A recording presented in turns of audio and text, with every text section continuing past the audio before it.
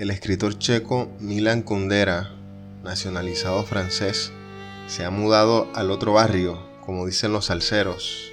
A sus 94 años no soportó más la insoportable levedad del ser y dijo: no va más, me cansé, me voy, y se fue de esta vida.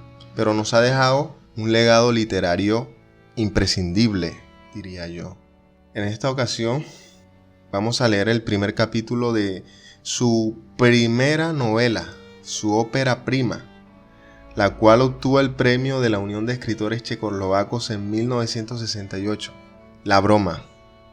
Antes de comenzar el primer capítulo, vamos a hablar un poco de qué va.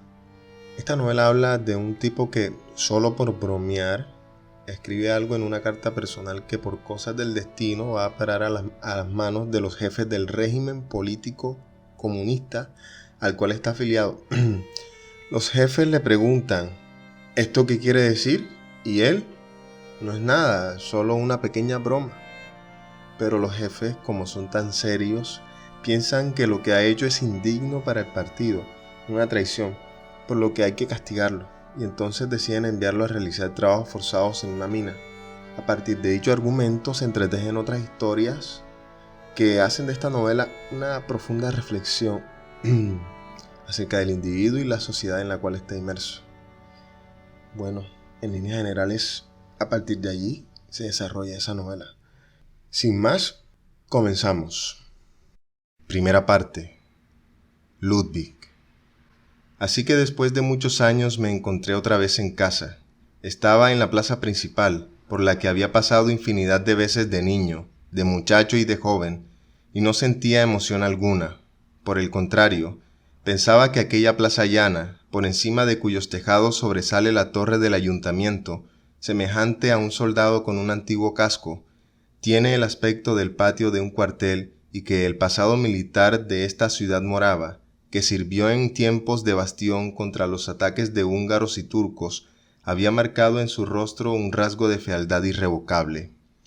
Después de tantos años, no había nada que me atrajera hacia mi lugar de nacimiento. Me dije que había perdido todo interés por él y me pareció natural. Hace ya 15 años que no vivo aquí. No me queda en este sitio más que un par de amigos o conocidos, y aún a esos trato de evitarlos. Y a mi madre la tengo aquí enterrada en una tumba ajena, de la que no cuido. Pero me engañaba. Lo que llamaba desinterés era en realidad rencor. Sus motivos se me escapaban, porque en mi ciudad natal me habían ocurrido cosas buenas y malas, como en todas las demás ciudades, pero el rencor estaba presente. Había tomado conciencia de él precisamente en relación con este viaje. El objetivo que perseguía lo hubiera podido lograr, al fin de cuentas, también en Praga, pero me había empezado a atraer irresistiblemente la posibilidad que se me ofrecía de llevarlo a cabo en mi ciudad natal, precisamente porque era un objetivo cínico y bajo, que burlonamente me liberaba de la sospecha de que el motivo de mi regreso pudiera ser la emoción sentimental por el tiempo perdido. Le eché otra mirada cáustica a la fea plaza y después le di la espalda y me encaminé al hotel en el que tenía reservada mi habitación. El portero me entregó una llave con una bola de madera y me dijo: segunda planta. La habitación era de lo más vulgar. Junto a la pared, una cama. En el medio, una mesa pequeña con una sola silla.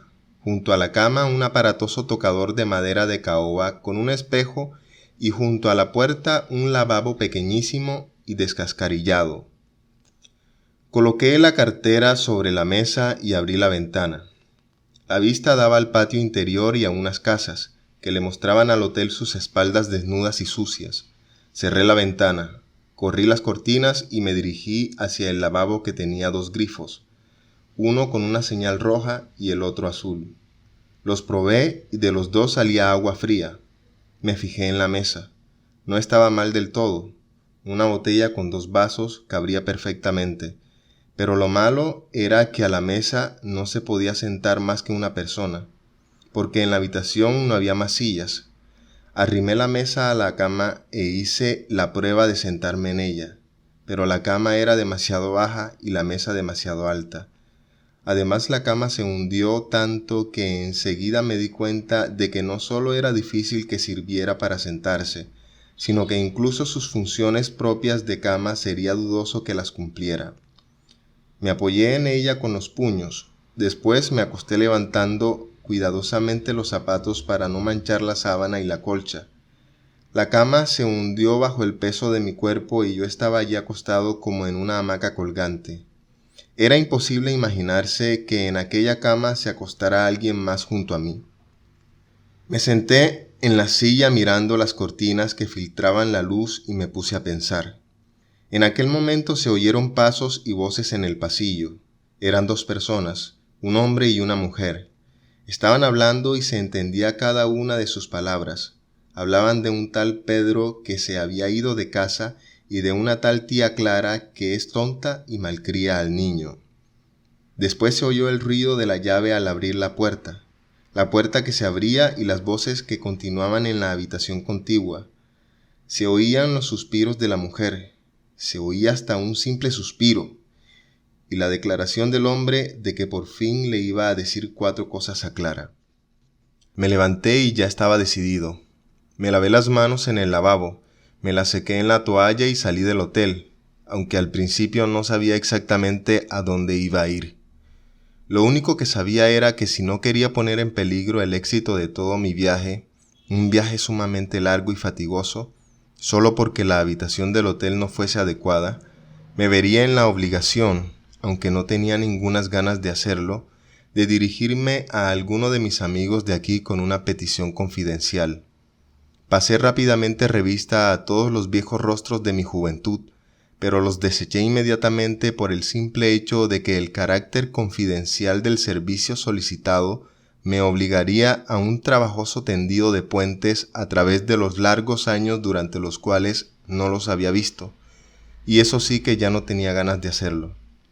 Pero después me acordé de que probablemente vivía aquí una persona a la que años atrás yo le había conseguido un puesto de trabajo en esta ciudad y que estaría muy contenta si tuviera la oportunidad de pagarme aquel favor. Era un hombre extraño, escrupulosamente ético, pero al mismo tiempo curiosamente intranquilo e inconstante, cuya mujer se había divorciado de él, por lo que yo sé, sencillamente porque vivía en cualquier sitio menos con ella y con su hijo. Ahora lo único que me preocupaba era que no se me hubiera vuelto a casar, porque eso hubiese hecho más difícil que accediese a mi petición, y fui rápidamente a buscarlo al hospital. El hospital de esta ciudad es una serie de edificios y pabellones desperdigados en un amplio jardín. Entré en la pequeña cabina que está junto a la puerta principal y le pedí al portero que me pusiera con virología. Me acercó el teléfono hasta el borde de la mesa y dijo, 02. Marqué por lo tanto el 02 y me enteré de que el doctor Kostka acababa de salir hacía unos segundos y que estaba en camino hacia la puerta.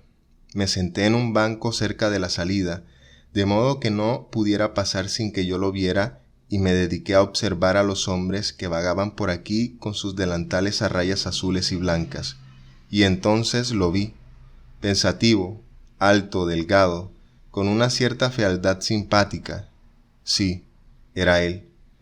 Me levanté del banco y fui directamente hacia él, como si pretendiera provocar un choque. Me miró enfadado, pero enseguida me reconoció y extendió los brazos. Me pareció que su sorpresa era casi feliz y el modo espontáneo con que me saludó me produjo placer.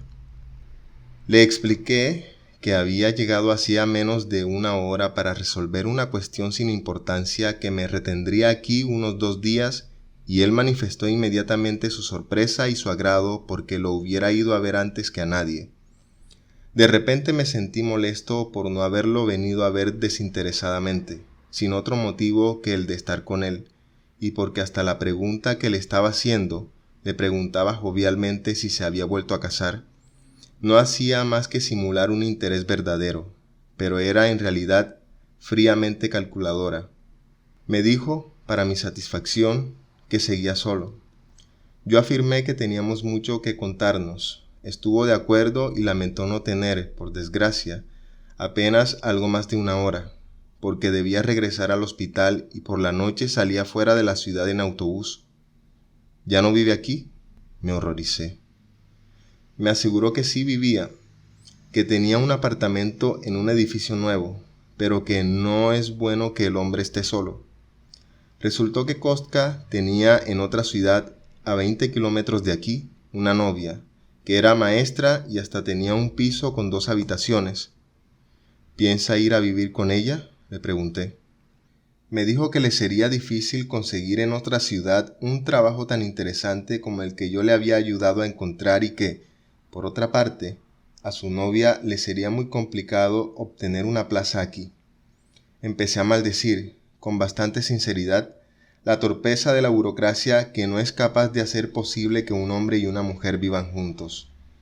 Tranquilícese, Ludwig, me dijo en un tono amable y comprensivo. La cosa no resulta tan insoportable. Gasto algo de tiempo y dinero en viajar, pero conservo mi soledad y soy libre. ¿Para qué necesita usted tanta libertad?, le pregunté.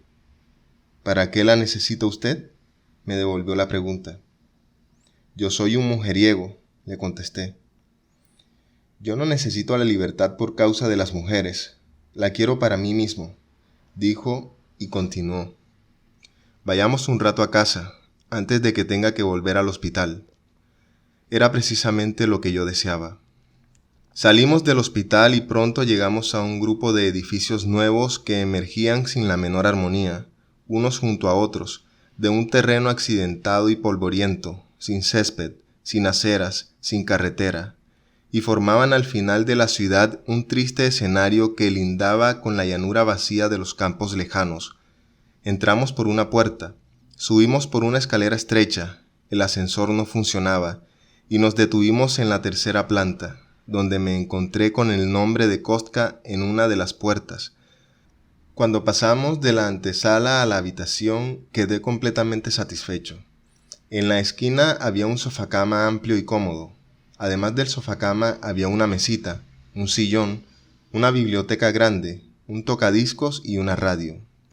Le elogié a Kostka su habitación y le pregunté cómo era el cuarto de baño. No es nada del otro mundo, dijo, contento por el interés que yo demostraba, y me invitó a pasar a la antesala, donde estaba la puerta de un cuarto de baño pequeño, pero bastante confortable, con su bañera, su ducha y su lavabo. Al ver este hermoso apartamento suyo se me ocurre algo, dije. ¿Qué hará mañana por la tarde y por la noche? Por desgracia, se disculpó con tono de pena. Tengo muchas horas de guardia y no regresaré hasta las 7. ¿No estará libre por la noche? Creo que por la noche estaré libre, respondí. ¿Pero antes no podría prestarme el apartamento durante la tarde? Se quedó sorprendido por mi pregunta, pero enseguida, como si temiera dar la impresión de que no lo hacía de buena gana, me dijo, encantado de compartirlo con usted. Y continuó, como si estuviese haciendo todo lo posible para no enterarse de los motivos de mi petición. Si tiene problemas de alojamiento puede quedarse a dormir hoy mismo, porque yo no regresaré hasta mañana por la mañana. Y en realidad, por la mañana tampoco, porque iré directamente al hospital. No, no hace ninguna falta. Tengo una habitación en el hotel, pero es bastante desagradable y mañana por la tarde necesitaría estar en un sitio agradable. Claro que no pretendo estar solo. Claro, dijo Kostka, agachando levemente la cabeza. Ya me lo imaginaba. Después de un momento afirmó, estoy encantado de poder ofrecerle algo bueno.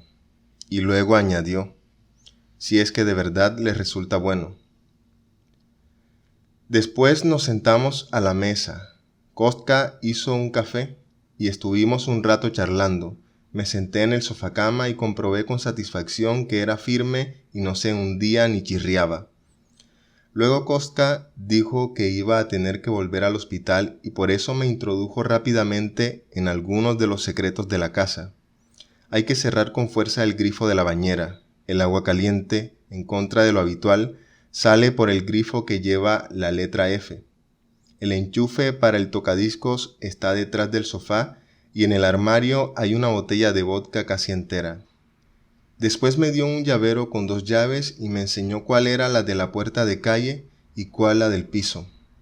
A lo largo de mi vida he dormido en muchas camas distintas y me he creado un culto especial por las llaves, de modo que las llaves de Koska me las metí en el bolsillo con un silencioso sentimiento de alegría. Cuando ya se iba, Koska manifestó su deseo de que su apartamento me trajera algo verdaderamente bello. Sí, le dije, me permitirá llevar a cabo una bella destrucción. ¿Usted cree que las destrucciones pueden ser bellas?, dijo Koska.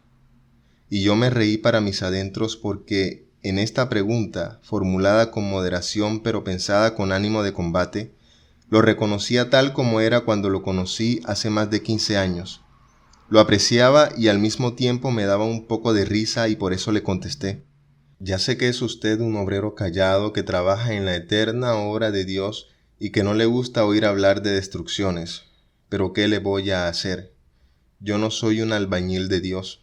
Por lo demás, si las construcciones que hacen los albañiles de Dios tienen paredes de verdad, es difícil que nuestras destrucciones puedan hacerles el menor daño. Pero me da la impresión de que en lugar de paredes, lo que veo por todas partes son simples decorados, y la destrucción de los decorados es algo completamente justo. Ya estábamos otra vez en el mismo punto en el que nos habíamos separado la última vez, hace unos 9 años. Nuestra discusión tenía esta vez un aspecto muy abstracto, porque sabíamos bien cuál era su fundamento concreto y no teníamos necesidad de repetirlo. Lo único que necesitábamos repetir era que no habíamos cambiado, que seguíamos sin parecernos el uno al otro. Tengo que reconocer que esa falta de parecido era una de las cosas que me gustaban de Koska y por eso me gustaba discutir con él, porque me permitía volver a poner en evidencia quién era en realidad yo mismo y qué era lo que pensaba. Para que no me quedaran dudas sobre mí mismo, me respondió: «Eso suena muy bien, pero dígame una cosa. Si es usted tan escéptico, ¿de dónde saca esa seguridad a la hora de diferenciar las paredes y los decorados? ¿No ha puesto nunca en duda que las ilusiones de las que se ríe sean solo ilusiones? ¿Qué ocurriría si se equivocase? Si se tratara de valores y usted fuera un destructor de valores». Y después dijo: «Un valor vulnerado y una ilusión desenmascarada suelen tener el cuerpo igual de mortificado. Se parecen, y no hay nada más fácil que confundirlos». Acompañé a Koska de regreso al hospital, atravesando la ciudad.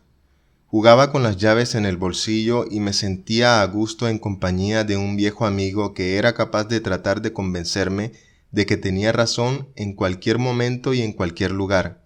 Por ejemplo ahora, por el camino que atraviesa la accidentada superficie del barrio nuevo. Claro que Koska sabía que aún nos quedaba toda la noche del día de mañana y por eso, al cabo de un rato, pasó de la filosofía a las preocupaciones corrientes. Se aseguró una vez más de que le iba a estar esperando en su casa cuando regresase a las 7 de la tarde. No tiene más llaves que las que me dejó, y me preguntó si de verdad no necesitaba nada más. Me llevé la mano a la cara y le dije que lo único que necesitaría sería ir al barbero, porque ya me hacía falta afeitarme. «Estupendo», dijo Koska. «Me encargaré de conseguirle un afeitado de primera». No puse obstáculos a los cuidados de Koska y me dejé conducir hasta una pequeña barbería, donde frente a 3 espejos se erguían 3 grandes sillones giratorios y en 2 de ellos había 2 hombres sentados con la cabeza echada hacia atrás y jabón de afeitar en la cara. 2 mujeres con delantal se inclinaban sobre ellos. Koska se acercó a una de ellas y le susurró algo.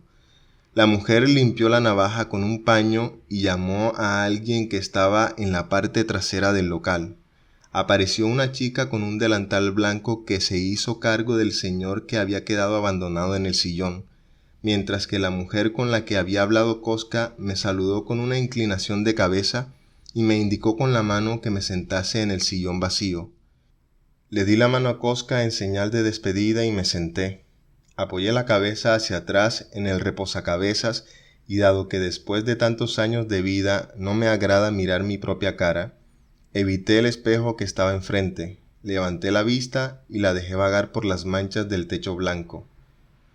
Mantuve la vista en el techo aun cuando sentí en el cuello los dedos de la peluquera que me metían por detrás del cuello de la camisa un delantal blanco. Luego la peluquera se alejó y yo ya no oí más que el movimiento de la navaja sobre el cuero mientras la afilaba y permanecí en una especie de gozosa inmovilidad llena de una agradable indiferencia. Al cabo de un rato sentí en la cara unos dedos húmedos y resbaladizos que extendían por mi piel la crema y me di cuenta de una cosa rara y ridícula, de que una mujer extraña, que no me importaba nada y a la que nada le importaba yo, me acariciaba con ternura. Y en ese momento me imaginé, porque las ideas no dejan de jugar ni en los momentos de descanso, que era una víctima indefensa y que estaba a merced de la mujer que había afilado la navaja. Y como mi cuerpo se diluía en el espacio y solo sentía la cara a la que tocaban los dedos, me imaginé con facilidad que sus tiernas manos sostenían, acariciaban, movían mi cabeza, como si no la considerasen unida al cuerpo, sino sola en sí misma, de modo que la afilada navaja que esperaba en la mesilla iba a poder coronar aquella hermosa autonomía de la cabeza. Luego se interrumpió el contacto de los dedos y oí que la peluquera se alejaba, que ahora sí de verdad cogía la navaja y en ese momento me dije, porque las ideas continuaban con sus juegos, que tenía que ver cuál era el aspecto de la que mantenía, la que alzaba mi cabeza, de mi tierno asesino. Despegué la vista del techo y miré al espejo, y entonces me quedé asombrado. El juego con el que me había estado divirtiendo adquirió de repente rasgos extrañamente reales, y es que me pareció que a la mujer que se inclinaba hacia mí en el espejo la conocía. Con una mano sostenía el lóbulo de mi oreja, con la otra raspaba cuidadosamente el jabón de mi cara, pero entonces, al mirarla, la identidad que hace un momento acababa de comprobar con asombro, empezó a disolverse y a perderse lentamente. Luego se inclinó sobre el lavabo, con 2 dedos quitó la espuma de la navaja, se irguió y cambió suavemente la posición del sillón. En ese momento se encontraron por un momento nuestras miradas y a mí me volvió a parecer que era ella. Seguro, la cara es bastante distinta, como si perteneciera a su hermana mayor, grisácea, marchita, un tanto hundida, pero si hace 15 años que nos hemos visto por última vez. A lo largo de esos años el tiempo ha impreso sobre su rostro verdadero una máscara falsa, pero por suerte la máscara tiene 2 orificios a través de los cuales pueden volver a mirarme sus reales y verdaderos ojos, tal como los conocí. Pero luego las pistas volvieron a complicarse. Un nuevo cliente entró en la tienda, se sentó en una silla detrás de mí a esperar que le llegase el turno. Al poco tiempo se dirigió a mi peluquera, le dijo algo acerca de lo agradable que era el verano y de la piscina que se estaba construyendo en las afueras de la ciudad. La peluquera le respondió, le presté más atención a su voz que a las palabras, que por lo demás no tenían especial interés, y comprobé que no reconocía aquella voz. Sonaba con naturalidad, descuidada, sin angustia, casi burda. Era una voz completamente ajena. Ahora me estaba lavando la cara. Apretaba las palmas de las manos contra mi cara y yo, a pesar de la voz, empecé de nuevo a creer que era ella, que después de 15 años volvía a sentir sus manos en mi cara, que me acariciaba una vez más, que me acariciaba prolongada y tiernamente. Me olvidé por completo de que no me estaba acariciando sino lavando. Mientras tanto, su voz extraña seguía respondiendo algo al charlatán. Pero yo no quería creerle a la voz, quería creerle mejor a las manos, quería reconocerla por las manos. Intentaba averiguar, según la amabilidad con que me tocaba, si era ella y si me había reconocido. Luego cogió la toalla y me secó la cara. El charlatán se estaba riendo de un chiste que él mismo había contado y yo me di cuenta de que mi peluquera no se reía y de que probablemente no prestaba demasiada atención a lo que él le decía. Aquello me excitó porque vi en ello una prueba de que me había reconocido y estaba interiormente emocionada. Estaba decidido a hablarle en cuanto me levantase del sillón. Me quitó el delantal del cuello, me levanté, saqué del bolsillo un billete de 5 coronas, esperé a que nuestras miradas se volviesen a encontrar para llamarla por su nombre de pila. El hombre aquel seguía hablando y hablando, pero ella tenía la cabeza vuelta sin prestarme atención. Las 5 coronas las cogió rápidamente con toda naturalidad y de repente me sentí como un loco que da crédito a apariciones engañosas y no tuve el valor suficiente para hablarle. Con una extraña insatisfacción salí del local. Lo único que sabía era que no sabía nada y que es una gran grosería el perder la seguridad sobre la identidad de una cara a la que una vez se amó tanto. Me fui con prisa hacia el hotel. Por el camino vi en la acera de enfrente a un viejo amigo de la juventud, Jaroslav, que dirige una orquesta folclórica, pero como si huyese del ruido insistente de la música, aparté rápidamente la mirada, y desde el hotel le llamé a Koska por teléfono. Aún estaba en el hospital. Por favor, esa peluquera con la que me dejó, ¿se llama Lucy Sebetkova? Ahora se llama de otra manera, pero es ella. ¿De dónde la conoce?, dijo Koska. De hace muchísimo tiempo, respondí y ya ni siquiera bajé a cenar. Salí del hotel, ya se estaba haciendo de noche. Fui a deambular por la ciudad.